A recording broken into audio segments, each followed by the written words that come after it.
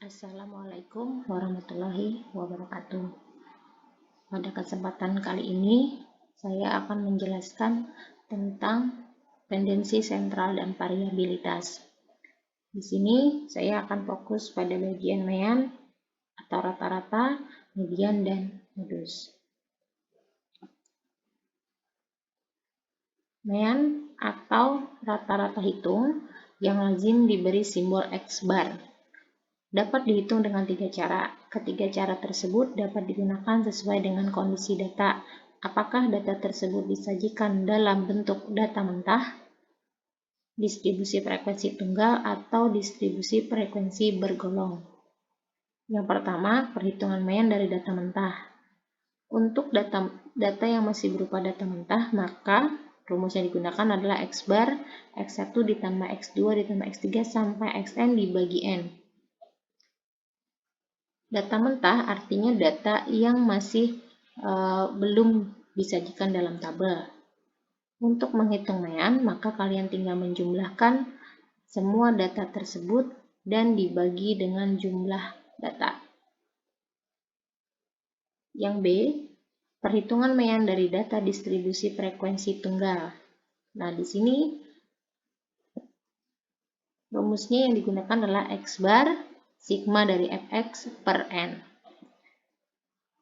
Untuk contohnya, seperti ini, artinya datanya sudah disajikan dalam tabel, kemudian masing-masing nilai mempunyai frekuensi, maka untuk data seperti ini kita harus mengalihkan skor dengan frekuensinya terlebih dahulu. 45 kali 1, 45, 47 kali 1, 47, 53 kali 2, 106, sampai seterusnya.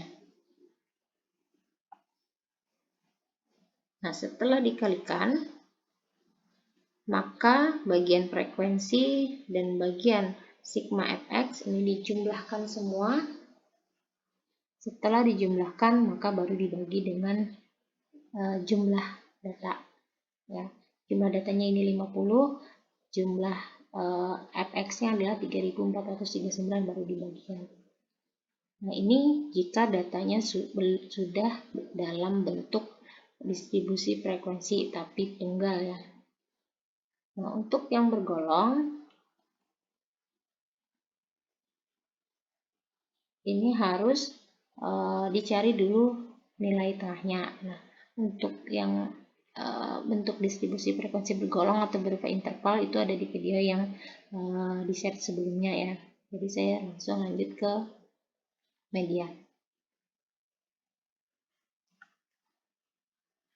Nah, median ini adalah angka yang terletak di tengah-tengah. Jadi angka yang persis terletak di tengah-tengah atau setengah dari data itu. Nah, median ini juga nanti terbagi untuk data tunggal dan juga data bergolong. Tapi di sini perbedaannya dengan mean adalah di sini kasusnya akan terbagi menjadi dua. Bisa kasus untuk datanya ganjil atau datanya genap. Sekarang kita ke median pada data tunggal. Median pada data tunggal yang masih berupa data mentah seperti ini, maka untuk mencari mediannya kita harus urutkan terlebih dahulu ya, dari yang terkecil sampai yang terbesar. Setelah diurutkan, kita hitung datanya ada berapa. Oh, ternyata 11, maka dia adalah ganjil. Untuk data ganjil, maka jumlah data ini kita tambahkan 1 menjadi 12. 12 kita bagi 2, 6. Artinya mediannya terletak di data yang ke-6. Kita hitung 1, 2, 3, 4, 5, 6. Berarti 70. Itulah mediannya. Jadi, untuk data mentah harus diurutkan. Kemudian jika datanya ganjil ditambahkan 1, kemudian dibagi 2, kemudian cari data nomor keberapa ya. Nah, kemudian untuk kasus genap bagaimana? Ini misal ada data seperti ini, jumlahnya 12, maka datanya kita bagi 2 ada di 6, tapi kalau untuk genap maka data ke-6 1, 2, 3, 4, 5, 6 ada di 60, tapi 60 ini kita tambahkan dengan 61 yang ada di sampingnya, kemudian dijumlahkan dibagi 2. Jadi untuk data genap itu data mediannya ada di data ke-6 dan data ke-7. Caranya tapi boleh saja kita bagi 2 dulu, 6 berarti 6 dan 7. 6 dan 7, 60 dan 61 ditambahkan dibagi 2. Jadi untuk genap ini harus datanya dijumlahkan dan dibagi 2. Kemudian untuk median yang berbentuk tabel, maka kita bisa menggunakan bantuan frekuensi kumulatif ya untuk mencari letak dari median. Nah, misalnya di sini ada data tunggal tapi dalam bentuk tabel. Nah, di sini angka 90, skor 90 ada 1 orang. Nah, ini datanya yang tadi kita kembali dulu ya, ini tadi genap sudah, tinggal yang pakai tabel ya. Nah, untuk data yang pakai tabel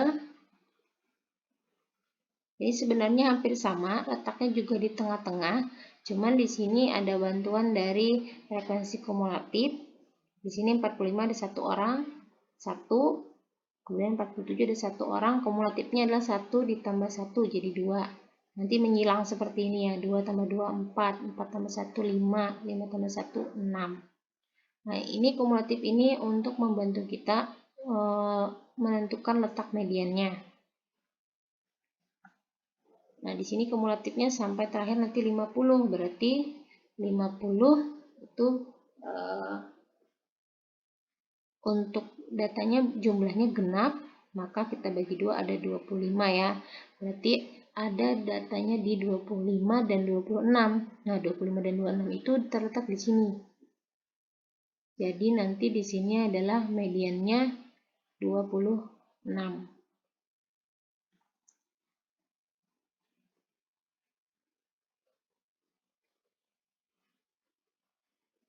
Nah, untuk rumusnya yang ini bisa digunakan untuk median yang frekuensinya berbeda-beda. Nah, untuk yang data bergolong, Anda bisa lihat di video ya. Yang bentuknya pakai interval. Tapi bedanya dengan yang di video, di situ data yang terendah di atas. Kalau di sini datanya yang terendah di bawah sebenarnya sama saja. Tapi dia kumulatifnya dari bawah. Kalau yang di video mungkin kumulatifnya dari atas sini. Ya, itu saja perbedaannya. Nah, kemudian terakhir modus. Modus ini adalah data yang frekuensinya paling banyak. Dan modus ini paling kelihatan. Jadi Anda tinggal mencari yang frekuensinya paling banyak. Nah, di sini ada nomornya, ada skornya, ada frekuensinya. Frekuensi paling banyak di sini adalah 5, berarti modusnya adalah 70 ya. Untuk yang bergolong ini Anda bisa lihat yang di video untuk yang bergolong. Nah, itu penjelasan sedikit tentang mean, median, dan modus. Untuk yang berikutnya yaitu tentang rank, standar deviasi, dan varian, itu akan dijelaskan pada video berikutnya.